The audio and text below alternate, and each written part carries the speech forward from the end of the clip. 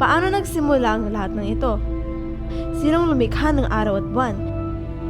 Sinong lumikha ng mga bituin? Paano ng puno ng mga damuhan ang mundo? Pananagutan ko ang lahat ng ito.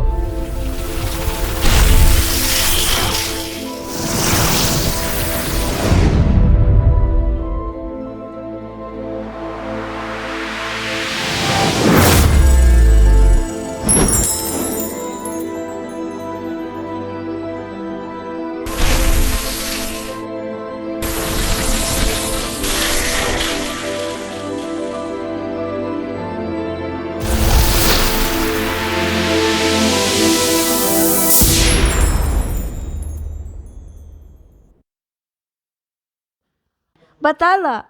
Ngunit, bakit mo nilikha ang araw at buwan? Nalulungkot ako dahil ako lang isang Diyos sa mundo na ito.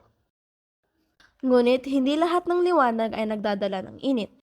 Minsan, ang sobrang init ay nagiging panganib. Araw, manatili ka sa inyong lugar. Ang liwanag mo ay masyadong malakas para sa ating anak. Mahina pa siya. Mama, Papa.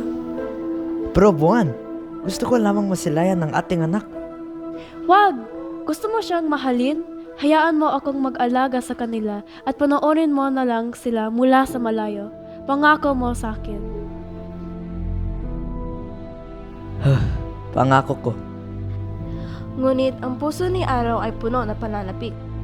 Sa kabila ng babala ni Buwan, lumapit siya upang iparamdam ang kanyang pagmamahal.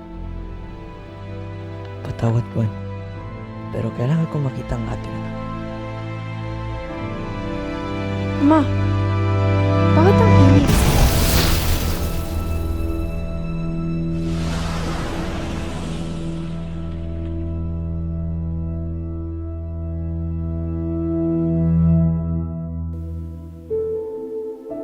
Hala! Anong ginawa mo, Araw? Hindi ko sinasadya. Gusto ko lang siyang mahalin. Si Buwan ay labis na nabigla, galit at nagdadalamhati. Hindi niya kayang paniwalaan na magagawa ng sarili niyang asawa na pagtaksilan siya sa ganitong paraan. Iniwan nito ang isang masakit na sugat sa kanyang puso. Humugot si Araw ng malalim na hininga. Hawak ang abo ng kanilang anak at hinipan ito. Ang abo ng kanilang anak ay kumalat at nagsimulang magningning. Naging mga bituin sa kalingitan at ang natira ay bumagsak sa lupa bilang mga bulaklak.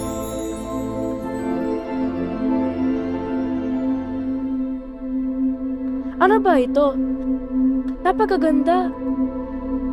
Ibinigay ko ang aking liwanag sa mga abo ng ating anak. Sa bawat gabing titingala ka, makikita mo ang kanyang liwanag. At sa lupa, ang kanyang alala ay nagbibigay buhay. Gusto ko ng kwento na may masayang katapusan. Tulad nito, hindi ba? Tama iyon. Bagamat nananatili ang malalim na sugat sa loob ni Buwan, unti-unti rin itong maghihilom, kasabay ng pagbabalik ng kanyang pagmamahal at tiwala kay Araw. Kaya ngayon, makikita mo ang mga bituin, isang patunay sa kanilang anak at ang kagandahan ng kalikasan, bunga ng kanilang pag-ibig at pag-asa.